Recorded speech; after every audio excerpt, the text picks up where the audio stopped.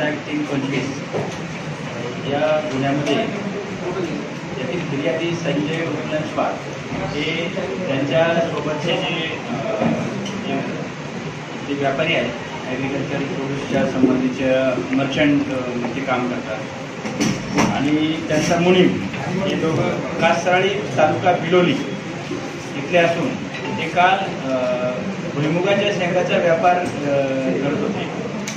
जे काही ठिकाणी ते खरेदी करायचं, कोणाला विक्री करायचं, त्याचा जो व्यापार असायचा, तर ते काल पिटलम तेलंगणा या ठिकाणी तिथे गेले होते.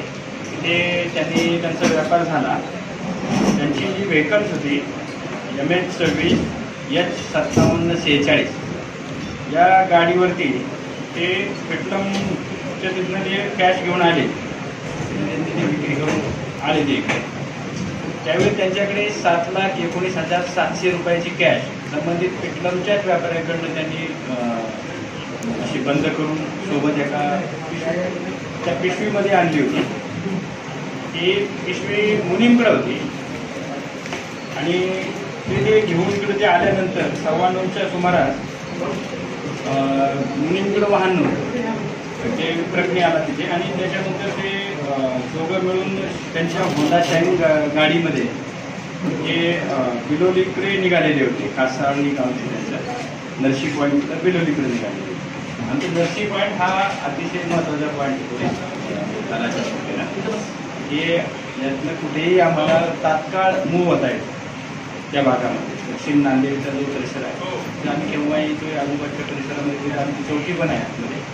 तर त्या ठिकाणी तिथून साधारणतः 2 ते 2 किलोमीटरवर पुढे एका लोहेगाव गावाच्या वळणावर जात असताना पाठीमागं 3 जण त्यांचा पाठलाग करत आहे. त्यांनी त्यांना अडवला. तर मुलींच्या मागे बसलेल्या मुलींच्या सोबत ती बॅग होती. त्या बॅगेत कॅश असल्याचे यांना संशय होता. त्यांनी ती बॅग हिसकावली, परंतु मुलींनी त्याला विरोध केला. पण ज्यांनी चाकू काढला आणि मुलींना चाकू दाखवल्यानंतर मुलींनी बॅग सोडली. परंतु यातील फिर्यादी अत्यंत म्हणजे हर्षी व्यक्ती आहे. एवढा असताना सुद्धा त्यांनी त्यांची गाडी, 3 असताना त्यांनी गाडी पकडून ठेवली. त्यांनी त्यांच्याकडे कॅश गेली तरी त्यांनी जीवाची पर्वा न करता त्यांना त्या गाडीवर बसूनच दिलं नाही. याची गाडी पडलेली होती, त्यांनी त्याची पण गाडी असे हे करून ती पाडली. त्यावेळी त्याच्या एका आरोपीनं पिस्तूल काढला आणि त्याच्या दिशेने फायर केला. .2 सुद्धा पिस्तूल होता, त्याच्या डोक्याला गोळी खरचटून वर गेली. मग त्यावेळी त्यांनी सोडलं, परंतु गाडी त्याला मात्र घेऊन गेली नाही. गाडी त्याच्या ताब्यात मिळून गेली नाही. तेव्हा ते आरोपी बॅग घेऊन पसार झाले. यांना थोडासा झटका म्हणजे आला होता, धक्का बसला होता, परंतु ते पटकन सावरले आणि त्यांनी तातडीने आजूबाजूच्या लोक आणि त्याचबरोबर नरसी पॉईंटच्या व्यापारी मंडळांना माहिती दिली.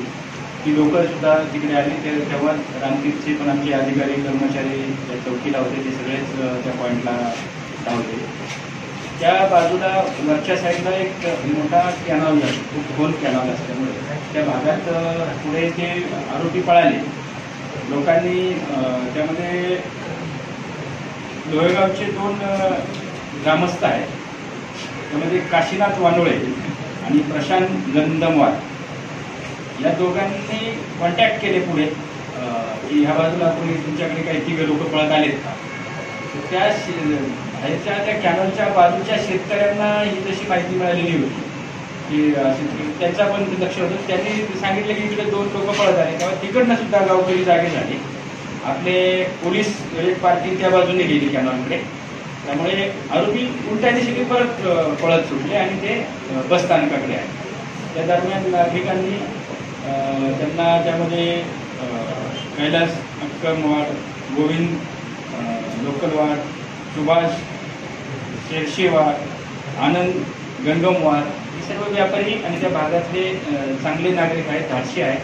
आणि आमचे कर्मचारी पोलीस कॉन्स्टेबल क्षीरसागर बोडखे, नंतर NPC राठोड, PC भोळे आणि API रामतीर्थ श्री सोमनाथ शिंदे यांनी त्यांचा पाठलाग केला आणि त्यांना मुद्देमालासहित पकडला. त्यावेळी त्या घटनास्थळावर काही वस्तू ज्या चीजवस्तू बनवून आल्या त्यासुद्धा तातडीनं ताब्यात घेतल्या गेल्या. एकूण घटना जर पाहिली तर या घटनेमध्ये मोठ्या स्वरूपामध्ये त्यात कॅश होती. पोलीस अधिकाऱ्यांनी आणि कर्मचाऱ्यांनी प्रसारण साधून तातडीनं त्या ठिकाणी लोकांची मदत घेतली. ग्रामस्थांनी पण पुढे उत्स्फूर्तपणे मदत केली आणि साधारणतः एक 3 तासाच्या आतमध्ये सर्व आरोपी जेरबंद झाले. यामध्ये फायरिंगसारखी जी घटना असे आपल्याकडे होते त्याच्यावरती म्हणजे निश्चितपणे तात्काळ कंट्रोल आणता आला. असेच एक प्रकार आपल्याकडे यापूर्वी झालेला आहे, गंभीर गुन्हा आहे. तर त्या गुन्ह्याच्या संबंधी सुद्धा आता उकल होण्याची दाट शक्यता आहे. त्या दृष्टीने आमचे प्रयत्न चालू आहेत. आरोपीचं रेकॉर्ड पाहता यांच्यावरती जुने काही गुन्हे आहेत. 2 पोलीस स्टेशनला यापूर्वी त्यांच्यावर दोषारोप दाखल असल्याचं एसीपीकडनं कळते आम्ही स्थानिक गुन्हे शाखेकडनं. त्याच्यावरती आम्ही मोका लावण्याचे विचार